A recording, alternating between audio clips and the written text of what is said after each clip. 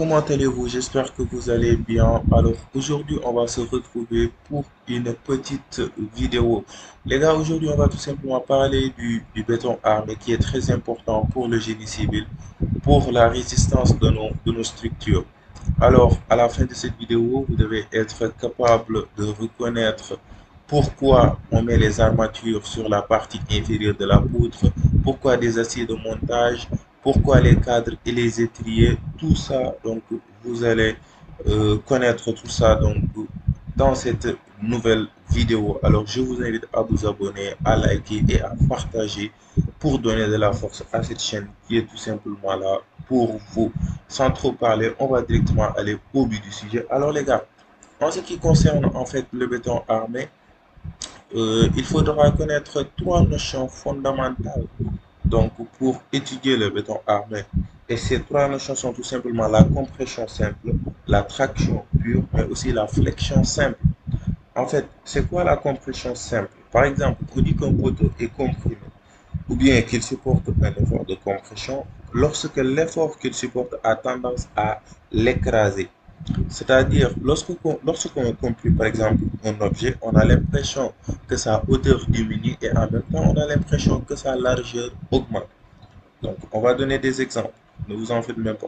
Alors, par exemple, supposons que ça, c'est notre terrain naturel. On a notre terrain naturel. Alors, nous allons tout simplement mettre un ballon de foot. Donc, ça, c'est notre ballon de foot.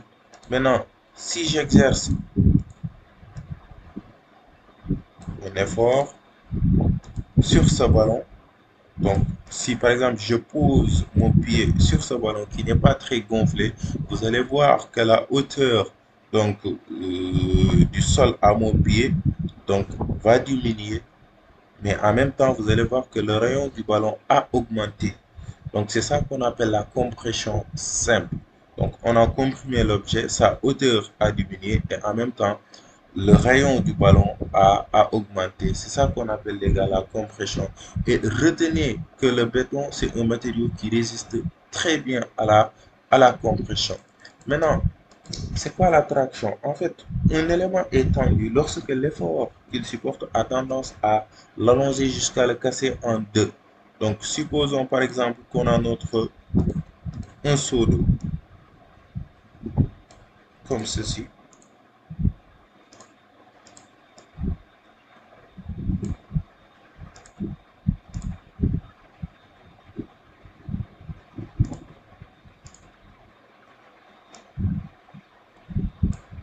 Alors, supposons les gars que notre seau d'eau est suspendu maintenant à l'aide d'un fil de fer.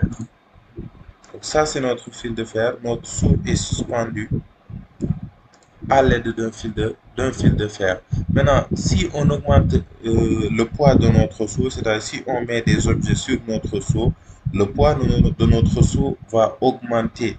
Vous allez voir que le fil de fer va se tendre. Donc, si on augmente encore l'effort, le fil va se tendre jusqu'à se casser en deux. Maintenant, au moment où le fil de fer était tendu, donc c'est ça qu'on appelle la traction pure. Donc, c'est ça la traction pure. Avant la cassure, le fil était en traction pure. C'est ça qu'on appelle donc la traction. Ensuite, c'est quoi la flexion, les gars? La flexion, en fait, c'est tout simplement, on va donner des illustrations. Supposons qu'on a une poutre qui repose sur deux appuis. C'est ça notre poutre qui repose sur deux appuis. Si on pose par exemple de lourds sacs de ciment au milieu de notre poutre, on pose de lourds sacs de ciment.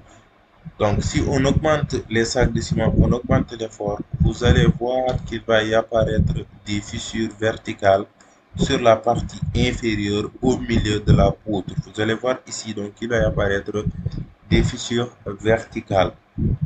Et si on augmente encore l'effort, la poutre va fléchir. Donc la poutre va tout simplement fléchir et changer, n'est-ce pas, de forme. C'est-à-dire la poutre va prendre cette forme suite donc à ces efforts donc appliqués dessus. La poutre va prendre cette forme comme un arc. Donc la poutre va fléchir. Vous allez voir que la partie inférieure va se tendre alors que la partie supérieure va se comprimer. Mais cette compression-là est différente de la compression qu'on avait vue tout à l'heure, de la compression simple. Ça, c'est de la compression par flexion parce que la poutre va fléchir. Donc c'est ça qu'on appelle la compression par flexion. Alors que la partie inférieure ici donc est tendue. Ça, on appelle ça de la traction par flexion qui est aussi différente de la traction qu'on avait vu tout à l'heure. Donc c'est ça qu'on appelle les gars la flexion. Maintenant, pour éviter tout ça, pour éviter donc ces fissures au niveau de la partie inférieure, au milieu de la poutre, nous allons tout simplement placer donc des barres d'acier à ces endroits-là où sont apparues les fissures. On va mettre ici des barres d'acier comme ceci. Donc, retenez les gars au milieu de la poutre, les armatures sont mises au niveau de la partie inférieure. Maintenant, qu'est-ce qui va se passer au niveau des appuis? Supposons qu'on a un poteau. On a un poteau. Ça, c'est notre poudre.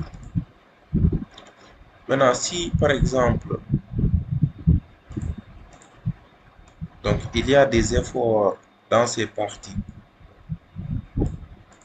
vous allez voir que là, donc, ce sera le contraire de ce que nous venons de voir. Donc, c'est-à-dire la poudre va prendre cette forme. La poudre va prendre cette forme comme un arc. Parce qu'on a exercé des forces donc au niveau des extrémités. Alors vous allez voir qu'il va y apparaître des fissures donc au milieu de la poutre. Donc c'est le contraire de ce qu'on vient de voir tout à l'heure. Donc il va y apparaître des fissures verticales au milieu et la poutre va fléchir. Donc maintenant là, c'est la partie supérieure donc qui va être tendue. La partie supérieure va être tendue alors que la partie inférieure va se comprimer. Donc c'est différent, donc c'est le contraire de ce qu'on vient de voir. Donc au niveau des appuis, on doit mettre les armatures au niveau de la partie supérieure. On doit donc mettre au niveau Au niveau des appuis, on doit mettre les armatures au niveau de la partie supérieure. Mais seulement ces armatures sont appelées chapeaux. On appelle ça des chapeaux. Donc, qui ont en général cette forme. C'est ça qu'on appelle les chapeaux. Donc, les gars, retenez. D'ailleurs, on va même donner l'illustration.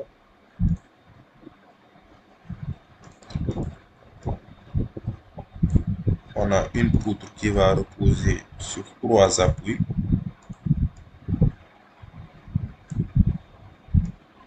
Alors, ça, c'est notre poutre.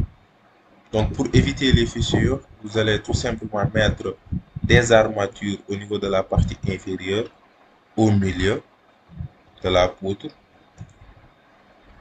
On va mettre des armatures comme ceci. Maintenant, au niveau des appuis, on doit aussi mettre des chapeaux. Des chapeaux qui ont en général cette forme au niveau des extrémités. Donc, au milieu des poutres, les armatures sont mises en bas et au niveau des appuis, les armatures sont mises en haut et on les appelle des chapeaux. Maintenant, les gars, pourquoi les cadres et les étriers? En fait, parce que tout simplement, si vous avez une poutre qui repose sur 2 appuis,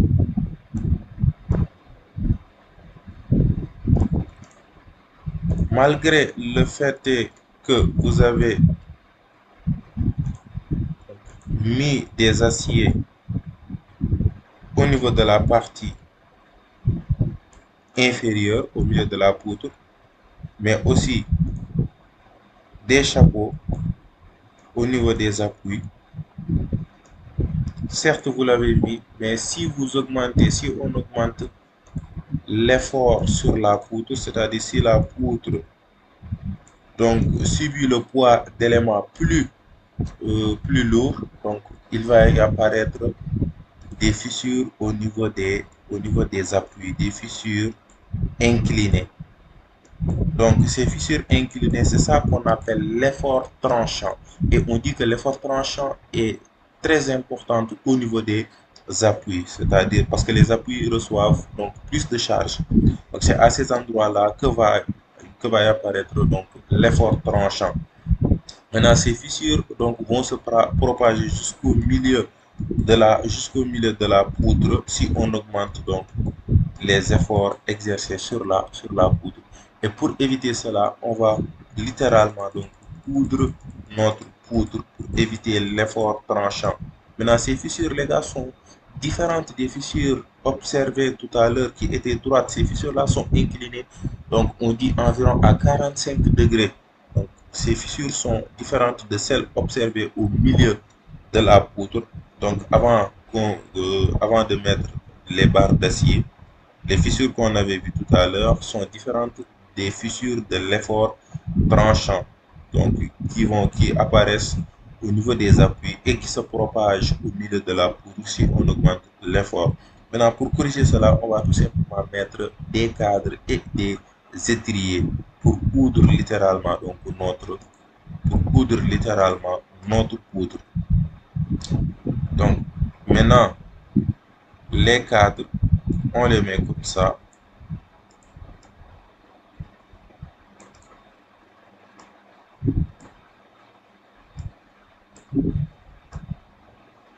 On met les cadres comme ça, mais seulement au niveau des appuis où sont apparus donc l'effort tranchant, on doit serrer les cadres. On doit les serrer. C'est pour ça que lors de vos calculs manuels, si vous trouvez donc un espacement entre les cadres de 30 cm, donc au niveau des appuis, vous allez prendre la moitié, c'est-à-dire 15 cm au niveau des appuis.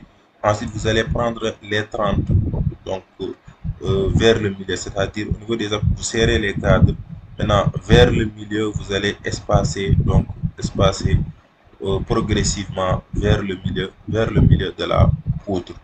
C'est pour cette raison, les gars, qu'on met les cadres et les étriers. Maintenant, vous voyez que les armatures ne sont pas comme ça. Donc vous voyez que donc ça ce sont les chapeaux. Donc vous allez voir des aciers de montage. Donc les aciers de montage, c'est en fait tout simplement pour faciliter donc le transport euh, donc de la forme de notre structure. Parce qu'aujourd'hui, vous n'allez pas voir, donc, vous n'allez pas prendre des barres d'acier et mettre donc une barre en bas, une barre en haut, comme ça. Donc, on va créer une forme. On a décidé de créer une forme. Donc, la forme qui va prendre donc celle de la poutre. Donc, auquel, n'est-ce pas, nous voulons créer. Ça dépend des dimensions en fait de la poutre. Donc, on met tout simplement des aciers de montage. Ensuite, les aciers de montage vont permettre donc de bien poser les cadres, mais aussi les étriers. Donc, parce que donc au niveau de la partie qui fait, vous allez des filants donc porteurs. Ça, on appelle ça des filants porteurs, c'est-à-dire c'est les aciers porteurs. Maintenant, en haut, vous allez mettre donc des aciers de montage, donc pour faciliter le transport, n'est-ce pas, de nos structures, mais aussi de permettre de bien poser les cadres et les étriers. Alors les gars, c'était tout pour cette vidéo. J'espère que cela vous a plu. Si vous avez des questions, posez-les en commentaire. Si vous avez des suggestions, dites-le en commentaire. Bien sûr, on va en discuter. Donc, n'oubliez pas les gars de vous abonner, de liker et de partager aussi. C'est très important pour donner de la force à cette chaîne. Merci beaucoup et à bientôt.